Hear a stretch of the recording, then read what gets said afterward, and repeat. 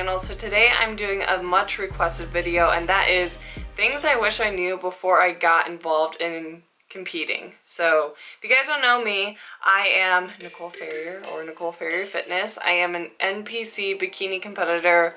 I've competed in a total of 13 shows. I'm looking at getting my pro card this year, and I started competing back in 2015 when it was a little bit less popular, but competing has been very trendy, very popular lately.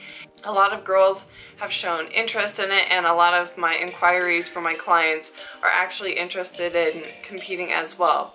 Now, it can look glamorous. You can see the girls in the sparkly bikinis and the makeup and the donuts and the heels and the jewelry and the posing and the shredded abs and everything, and it can be very appealing, and you're like, I want to do that. I want to compete. That looks like fun. Well, competing is something I love so much, and it is fun, but there's a lot of things that people don't talk about, so I'm gonna be upfront. Things I wish I knew. It might not be super pretty all the time, but yeah, let's just jump right into it. So what it takes to compete. One thing I wish I knew was the extremes of how low you have to get. Your body fat is going to be at a whole nother level. And a lot of people are like, oh, like you're skinny, you're in shape already. No, competing, you're taking your body fat from a normal healthy level. For women, normally they hold their body fat at like 20 to 30%. Competitors on stage typically step on stage at around 10 to 15% body fat for a bikini competitor, but now with it being so competitive, I've seen competitors at 8 to like 12% tops, and that's really low and really hard for a female to get to. So some side effects you're going to experience is fatigue. You might lose your period, low libido, your sleep will get messed up. It's just very low in body fat. And it takes a really long time to do that. So, time. You keep hearing me say time. To get that lean, it takes weeks on end to prep. Now, a lot of people think you take this magic pill and then you get shredded. No, it takes weeks on end to make progress. And that's because it has to be slow weight loss, so you don't lose too much muscle. You want to lose just your body fat.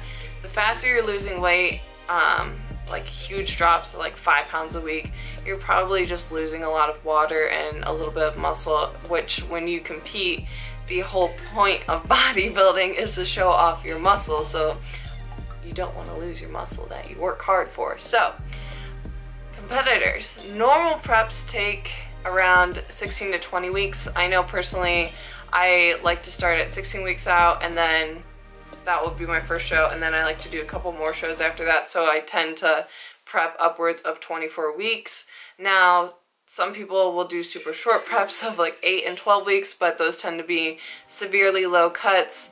Drastic measures are taken, especially from coaches who don't quite know what they're doing. They'll tend to take on a client and just like prep them in like 2 seconds, and it's a mess. So, prep takes a while, and the reason why it takes a while is because you don't always know how the body's going to respond. Ideally, in the perfect world, we would have consistent weight loss week to week, but prep doesn't always work like that. You guys see on my Instagram that I talk about plateaus I face whenever I'm prepping, and it's a real thing. Like, the body just sometimes stalls, and that's normal, so that's why you need to prep for so long for a competition. And 3-4 months, that's a long time out of the year. That's why you also need to take an off season. So, competing. One thing girls don't talk about is the emotional toll it can take on you. Competing can be lonely. Depending on how serious you take it, I take the sport really serious because I want to turn pro, but it can be lonely because you're restricting your eating, and our society is such a food-based society, especially here in America, so it can be really socially restricting when your coworkers bring cupcakes in, or your boyfriend wants to go out on a fancy dinner and you're there tracking your macros or following your meal plan.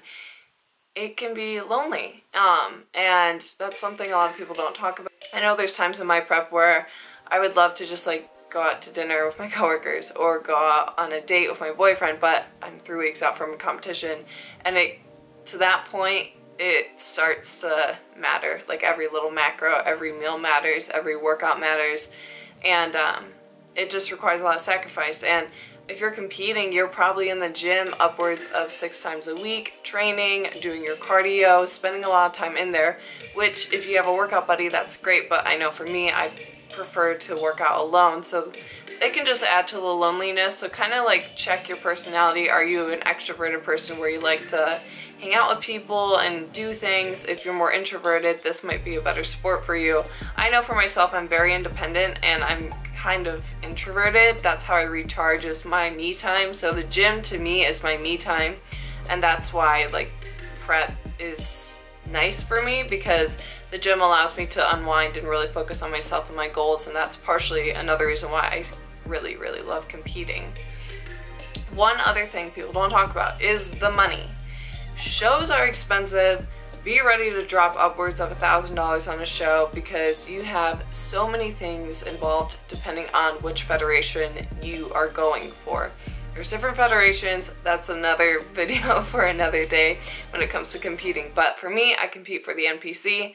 You're gonna need your NPC card. That's a cost. You're gonna need your entry fee. That's a cost. Your suit can be upwards of $100 at the cheapest, but you're gonna want a beautiful suit on stage, and that would be around $500, $600. You guys see my suits from Angel Competition Bikinis. They're gorgeous. I love them so much, and that's something that you just don't want to skimp on, is your suit. You want to feel beautiful, so that's something you definitely want to invest in, is a nice suit. You're gonna need heels. You're gonna need your tan. If you get your makeup done for the show, someone do your makeup. Not to mention if you're paying coaching fees for your coach, it adds up very, very fast, and it is an investment. But I will let you guys know, all my shows are such great memories, and they're kind of like mini vacations. And yes, it's a lot of money, but you're getting hopefully a good experience from it and learning a lot about yourself and just having fun throughout the process. Hopefully your prep is fun, and prep should be fun. If you are miserable in your prep, get out. You don't have to do it. Know that it's not forced upon you, because competitions and competing should be a fun hobby. It should be a hobby that you enjoy to do. And personally, you guys, if you're following me this year, this has been one of the most enjoyable preps that I have ever done. This is by far the most enjoyable prep I've ever done. I don't even feel like I'm in prep.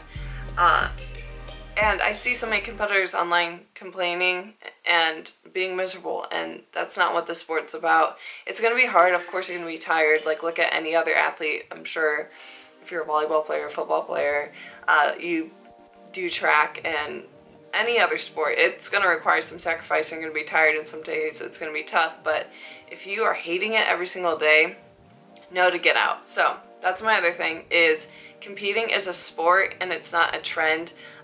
If you're looking at doing this as like a beauty pageant type of thing, it's not a beauty pageant, because in order to be successful in this sport, you have to take your body to extremes. You have to push yourself when you're tired. You have to understand time management, because it's going to take up a lot of time in your daily life, especially if you're tired. If you're tired and you're a mom and you work a full-time job, just keep in mind that this is going to be an added stress to you, and yeah, it's just tiring. It's just like any other sport where it requires a lot of energy, physically and mentally.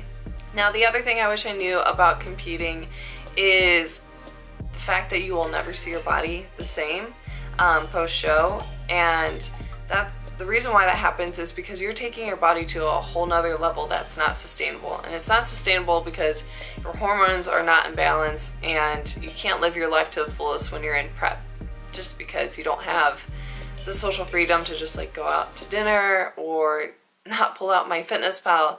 There's just a time to prep, and there's a time to have your off season. So just know that there's going to be a post-show. There's going to be a time where you gain body fat, and it can be hard to deal with. And I've dealt with post-show blues and post-show weight gain and just feeling uncomfortable in my skin. Now, for the most part, I haven't had like a 2-week rebound where I've gained 20 pounds. And yes, that happens, and it's a real thing. So keep that in mind, is post-show, you're never going to see your body the same way because you're taking it to its most fit, and I put that in quotations because physiologically you're not fit, but on the outside you look fit. Your body just looks lean, but on the inside and your hormones and your brain functions, they're not good. But on the outer part, you look good. I don't know if that's confusing, but that's something to keep in mind, is you're gonna look in the mirror and you're gonna feel like you're normal, or what you were before you started competing is maybe not as appealing to you. But that's something to work on. It's just, you'll have to work on your self-love and confidence, and always make sure you have some sort of post-show plan, because you do not want to jump into competing and then just eat, and keep eating all the junk food, because that's going to develop a very poor relationship with food, which is not good. Competing can be dangerous. That's one thing I wish I knew. If you've had a poor relationship with food, it's something that you should really check. Or if you're starting to develop a bad relationship with food during prep, that's something to also take notes on and reevaluate and just really check yourself. So yeah, I guess I'm just kind of rambling in general what I thought, like what I wish I knew before competing. But the other thing too is time management. If you are wanting to compete, you need to manage your time like a crazy person, like hour by hour, manage it. If you're a college student, you're gonna have to manage your classes. If you work part-time, your meals, meal prepping, grocery shopping, your training, tracking, posing. These are all added tasks that you have for your day that you're going to have to manage into your day. So if you work a full-time job, you have that, but now you have your training, now you have your cardio, now you have your posing, now you have your check-ins, now you have your meal prep, your meal tracking, your meal planning, all of that. These are all added stress and tasks that you have to be able to manage. Now, think about your life, think about where you're at in your life. Are you emotionally stable? Are you management stable? Are you financially stable? If you can check all of those off, then know that prep might be a better thing for you. But if you are not financially stable, if you're not good with time management, if you're not good with dealing with your current stress levels, prep is not for you. Or not for you in the moment, because there's always going to be a show. And that's one other thing I wish I knew, is yes, you might be prepping for one show and you feel like, yes, I'm going to do the show, and then something horrible happens in your life where it requires a lot of time and energy, and then you, God forbid, you like get in a car accident and like break your arm, like Amanda Bucci. I'm shouting you out, girl. She broke her arm in prep. So what happened is she had to choose a later show day. There will always be another show. Just know that. So don't feel like you have to rush into a show and take extremes to do that. There'll always be another show. So if you guys are getting ready for competition, look at your schedule for whatever federation you're competing for. Look at the shows and always have a backup show in mind, because you never know what can happen with life. Last thing is, there's no perfect time to prep. There's always going to be something in your life that happens. There's always going to be an event. You're going to be thrown with so many things because life is crazy. I mean, I moved 2 times during prep, and I graduated college during prep once. I had my 21st birthday during prep once. I lost family members during prep. There's no perfect time to prep, because life is always going to throw you curveballs.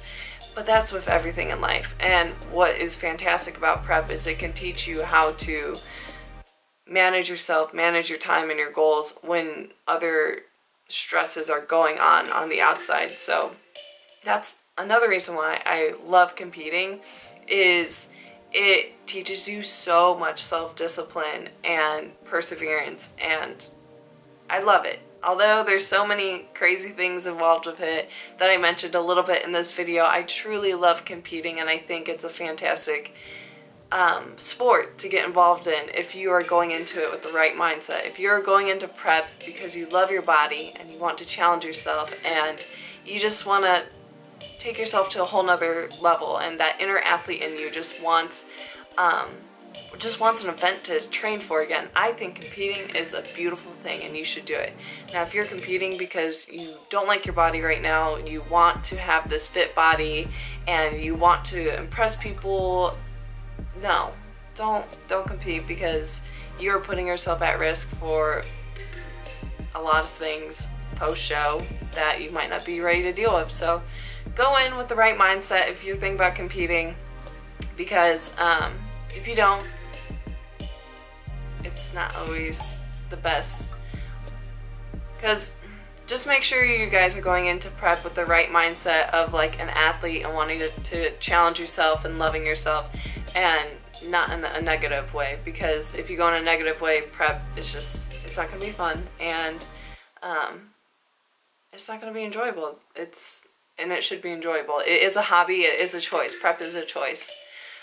Alright guys, so that's it for this video. I feel like it was all over the place, but much needed for me to just kind of like get this off my chest, because I see competing becoming so trendy and a lot of people don't talk about these topics, but they need to be talked about, and that's just my experience in general. So if you guys have any sort of requests for videos for me down below, make sure you leave a comment, because I would love to help you guys out, answer your questions, anything involved with training, nutrition, prep, anything.